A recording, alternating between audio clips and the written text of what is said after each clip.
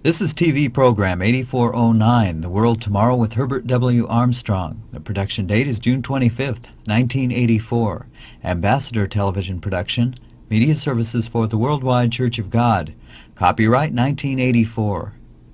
The television series called Roots was viewed by millions. Later on, it was rerun and viewed by more millions. It traced the origin of one black family, or their roots, back for a couple hundred years or so into Africa. Now the Jews know their roots. It's traced through the Bible, all the way back to the very first created man, Adam, and their mother, Eve. Also, the Arabs know that almost every Arab knows he is descended from Ishmael, and Ishmael was a son of Abraham mentioned in the Bible, and through that they have their roots all the way back to the first created man, Adam. Also, the Turkish people are generally known to be descended from Esau. They have their roots in Esau, and Esau is mentioned in the Bible, and you have his genealogy all the way back to the first created man, Adam. But where are our roots? Where are the roots of the American people, the Canadians, the English, and the people of northwestern Europe, even of Germany? Why is our identity lost? The World Tomorrow. The Worldwide Church of God presents Herbert W. Armstrong, internationally recognized ambassador for world peace, visiting prominent leaders around the globe, discussing the cause of world problems,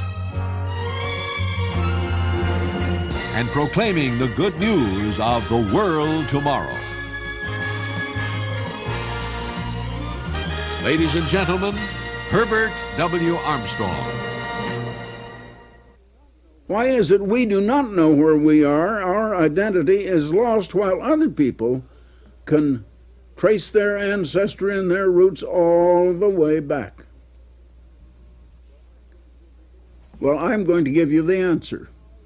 Because our roots can be traced, and we can come to know who we are, and I'm prepared to reveal that truth to you. Now, the Jews are pretty well recognized for who they are because of their recognition and continued recognition of the seventh-day Sabbath. It's known in so many quarters even as the Jewish Sabbath. Did you know that the first place in all of the Bible where the word Jews is mentioned is in the Bible in 2 Kings 16, verses 5 and 6. That's 2 Kings 16, verses 5 and 6. If you go back to some of the roots of Israel, and the first place where the name Jew is mentioned is in this particular scripture. I'll quote it. Then Rezin, king of Syria, and Pekah, the son of Remaliah, the king of Israel, came to Jerusalem to war, and they besieged Ahaz, who was the king in Jerusalem, but they could not overcome him. At that time, Rezin, the king of Syria, now allied with Israel, recovered Elath to Syria and drave the Jews from Elath. Now there's the first place the Jews are mentioned, and they're at war with the ally of Israel. Israel is there allied with Syria. And Israel's ally drove the Jews from Elath.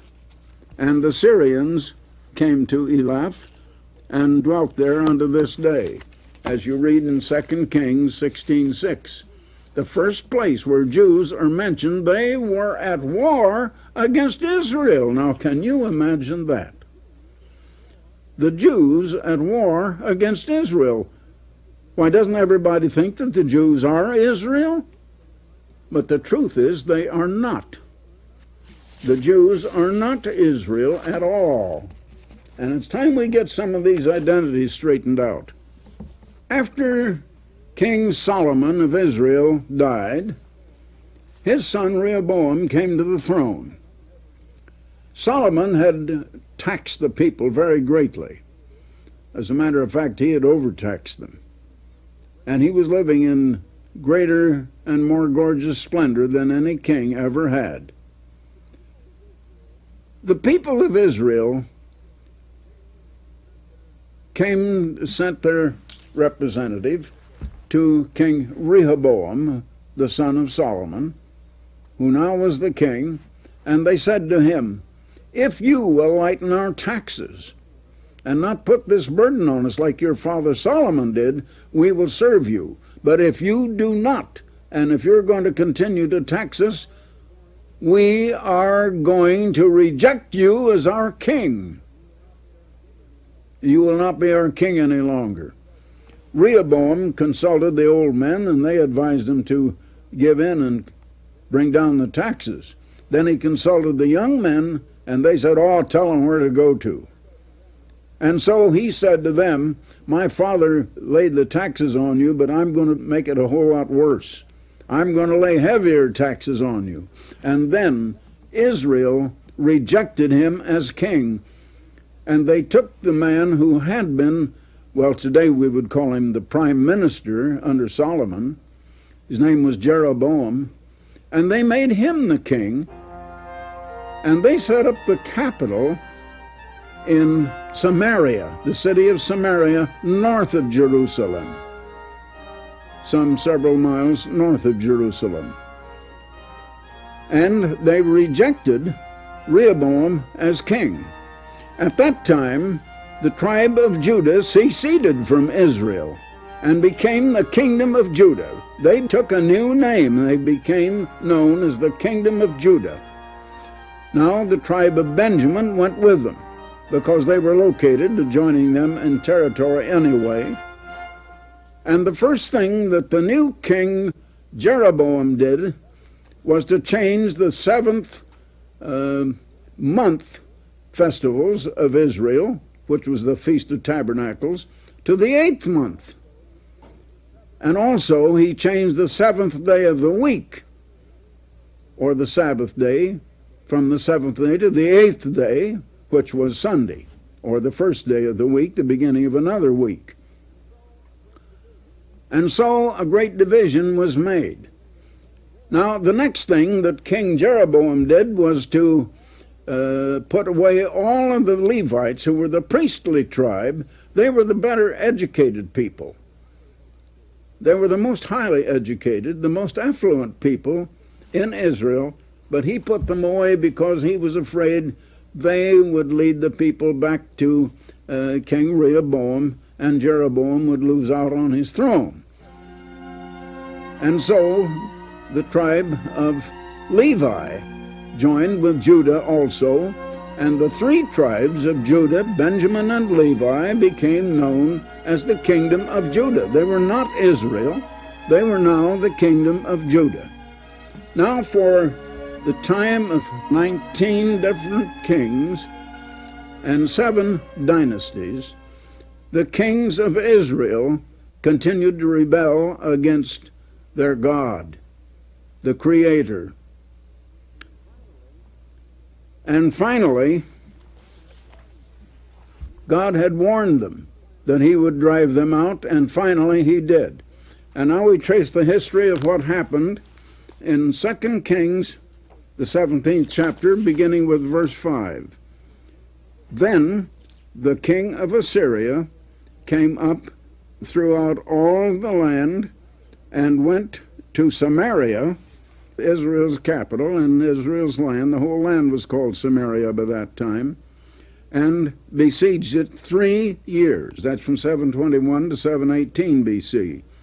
In the 9th year of Hoshea, the king of Israel, the king of Assyria took Samaria and carried Israel, now not the Jews, carried Israel away into Assyria and placed them in Halah and in Habor by the river of Gozan. Well, this was in the southern shores, near the general area, the southern shores of the Caspian Sea, and in the cities of the Medes.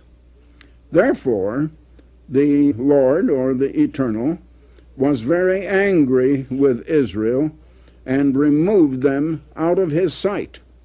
There was none left but the tribe of Judah only, or the kingdom of Judah. They were left with their capital in Jerusalem, and that was all of Israel that was left in Palestine, in that land, the original so-called Holy Land. Now continuing in verse 23, until the Lord removed Israel out of his sight, as he had said by all the servants, the prophets, so was Israel, now not the Jews, but Israel, carried away out of their own land to Assyria unto this day. That is the day that this was written. And the king of Assyria brought men from Babylon, and from Cutha, and from Ava, and from Hamath, and from Sepharvaim, and placed them in the cities of Samaria, instead of the children of Israel. In other words, the people called Israel had been moved out of their land. Now they had dwelt in the land called Samaria, and only the kingdom of Judah remained in Judea, or the land surrounding Jerusalem. But Samaria was in northern Palestine, and they were all moved from their farms, from their cities, from their homes, over to the southern shores of the Caspian Sea, and placed them, that is, these Gentiles from Babylon and other cities over there, and placed them in the cities of Samaria, instead of the children of Israel. And they possessed Samaria and dwelt in the cities thereof. Now they were the ones that were called Samaritans in the time of Christ. Now the Jews in the time of Christ were from the kingdom of Judah. And they're the ones that Christ came to, his own. Christ himself was of the tribe of Judah, and he came to his own, who received him not. So the nation Israel finally lost its identity. It was driven out away from God. They lost their identity and became known as the lost 10 tribes. God, meantime, had made an everlasting covenant with Israel. It's recorded back in Exodus 31. He had made a covenant with them that was for all eternity, an everlasting covenant with all Israel. This was long before the division between Israel and Judah. This goes clear back into the days of Moses. Now I want to read you that covenant. And it is in Exodus 31, and I'll begin here with verse 13, where God said to Moses, speak also unto the children of Israel, saying, verily my Sabbaths you shall keep. For it, that is the Sabbath, is a sign between me, that is God, and the children of Israel throughout your generations, that you may know that I am the Lord that doth sanctify you, or that I am the Lord that sets you apart from other nations. Sanctify means set apart. Wherefore, the scripture continues, the children of Israel shall keep the Sabbath, to observe the Sabbath throughout their generations for a perpetual covenant.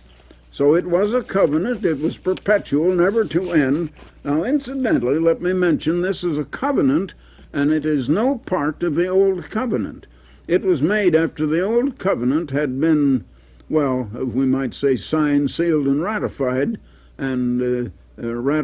by blood, as you read back in the 23rd, 24th chapters of Exodus. And this is in Exodus 31.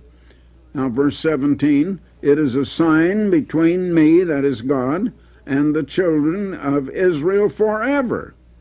For in 6 days the Lord, or the Eternal, made heaven and earth, and in the 7th day he rested and was refreshed. Now, a sign is an identifying mark. A retail merchant hangs a sign out in front of his store. Oh, it might say Jones and Company Furniture. It tells and identifies who owns it. Jones owns it, Jones and Company. And what is it? It's a furniture store. Or it might say drugs or whatever. And so it was made an everlasting covenant. It was no part of the old covenant, which was abolished at the cross. It was a separate covenant that was eternal and, as a matter of fact, continues on today, if you know who Israel is. Now, the main nation, Israel, had lost its identity, and the Jewish people from the tribe of Judah, Benjamin and Levi only remained. They were all that remained in the land of Palestine. Later, they were taken away to Babylon, and even after that, then a certain colony was sent back to Jerusalem 70 years later to rebuild the temple, which had been destroyed by King Nebuchadnezzar of Babylon about 585 BC. But the nation of Judah retained their identity because they retained the seventh-day Sabbath, which was the sign that identified them. It identified God because in 6 days God created the heavens and the earth and rested. It identified him because creation is the proof of God, and creation identifies God and who God is. And so it identified God to them. It identified them not only to God but to the world. Now, the Jews kept their Sabbath sign, and they today suppose that they are Israel because they keep the Sabbath. And yet they are only Judah and not Israel. And Israel was driven out and became lost. Now, they lost the Sabbath. They did not keep it. They had turned to the 8th day, or which became, of course, the first day of the next week, or Sunday. Now, after 718 BC, lost Israel and Assyria moved west and northwest. They moved from the southern shores of the Caspian Sea, and by the time Judah was taken to Babylon, they had already moved, and now they had moved north and northwest. Now, the Assyrians had settled in the land that we call Germany today. And the Germans of today have their roots back in ancient Assyria. They don't know that, and they don't know who they are. The 10 tribes moved on into Western Europe and into the British Isles. And it's pretty well identified today that especially the northern French, the French people, are the descendants of the tribe of Reuben. That the British were the descendants of Joseph. And Joseph was really divided into two tribes, Ephraim and Manasseh. Now, the British were quite a colonizing nation. They colonized all over the world, and that's a matter of history that gets down to our time. It's just recently that Britain has lost so many of her colonies. But she did possess India, she possessed most of Africa, she possessed countries all over the world. And she finally grew rich in that way. She was a colonizing people, and the Bible says she was to lose her first colony. The first colony of England migrated to the United States. and are identified, if you will study it closely and with many, many texts and passages in different places in the Bible, as the descendants of the tribe of Manasseh, one of the 12 tribes of ancient Israel, and part of the 10 lost tribes that lost their identity and don't even know that they are Israel, and think they're Gentiles. And the world thinks so, and the world doesn't know what are their roots or where they came from, because they became lost. They lost their language. Now we find today they're speaking the English language. Of course, the English language didn't exist back 700 years before Christ. And the Assyrians had settled in Germany. All of that is a remarkable thing in giving us the roots or the history of our own people, where we came from, who we are, and we can trace our identity all the way, just like other nations can, back to the first created human being, Adam, and his wife God made from him, for him, called Eve. And all humanity has come from them. And we can have our identity back that far. Now, I have written a book which through many years now has gone out to, well, I was going to say millions of people. I don't just recall how many million. I don't think we've kept a record of the exact number. But this booklet, The United States and Britain in Prophecy, millions of people have read it. It's the most circulated booklet we have ever put out. I haven't announced it now for some little time on this program, and I want to announce it once again, and that will give you some startling information about our ancestry, about your own roots, where you came from. And not only that, it will give you, it is the key to understanding biblical prophecy, and it shows you what Bible prophecy says is going to happen to the United States in the next few years. Now you wonder, where are we going from here? The world is in trouble, and the United States is approaching trouble, many troubles. And it's all written in the Bible, and you can't understand it without this knowledge of our identity, of our own roots, who we are, where we came from, and where we're going. The booklet is The United States and Britain in Prophecy. Now, there's no charge. All you have to do is request it. It's an illustrated book. It's a good many pages, and it will not only identify you and give you the key to understanding all prophecies, but it specifically pinpoints the United States and where we are mentioned as nations, the British and the American people, in biblical prophecy, and what is going to happen in the next few years. What already has happened in Britain is recorded there incidentally. Now, at the same time, I want to send you another booklet along with it. Where is the true church today? I've said something about that in recent programs. The true church of God has had great difficulty. It has been a persecuted church, and great false churches have risen up. But Jesus Christ said that the gates of the grave would never prevail against his church, and it does still exist today. Where is it? This booklet will tell you that.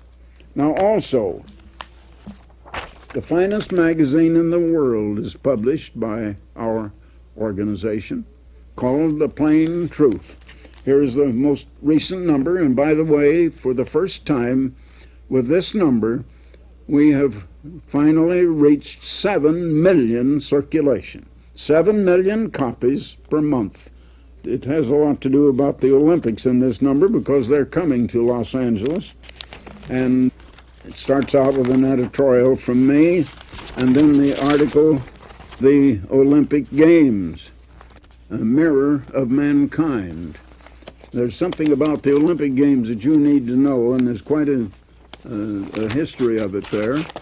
Now here's an article, More Than a Monarch, about a country, a king and a queen, and it's a very interesting story about what they have done for their nation.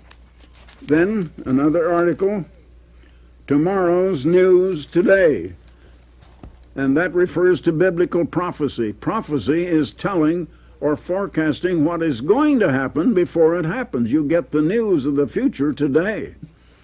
Now here's another article, Whatever Happened to Good Sportsmanship?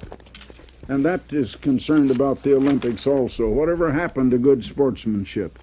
Another one, In Pursuit of Excellence. And that has to do with training for the Olympics. And incidentally, many who are training for the Olympics in Los Angeles have been training on the Ambassador College campus right here in Pasadena. Here's another article. Yes, words can hurt. You can hurt people by your words. And that's something you need to read and to understand. Very important. Here's another article. A welfare plan with a heart. Now this shows what a biblical welfare plan really would be. Now here's another article. D-Day, the untold story, has come out at last, and it's about D-Day and how it led to the winning of World War II, and it wasn't just by the might or the armies of the Allies, but God himself determined the outcome of that war. There's some news here that is going to surprise you. Now, the Plain Truth is the most important magazine. It is the finest magazine in the world, and there's no subscription price. It's not a new magazine, in its 50th year already, and it is the only magazine in the world, so far as I know, that has never increased or raised its subscription price. Its subscription price is zero. You don't have enough money to buy it. But you can subscribe by just sending in or calling in by telephone, a year's subscription absolutely free. Now all you do, you just send your request to me, Herbert W. Armstrong, Pasadena, California. That's all the address you need. Herbert W. Armstrong, Pasadena, California, and the zip code is 91123. Or just go to the telephone right now and call 1-800-423-4444.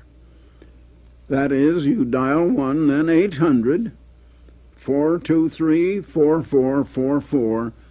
It's a free call. So, until next time, Herbert W. Armstrong, goodbye, friends.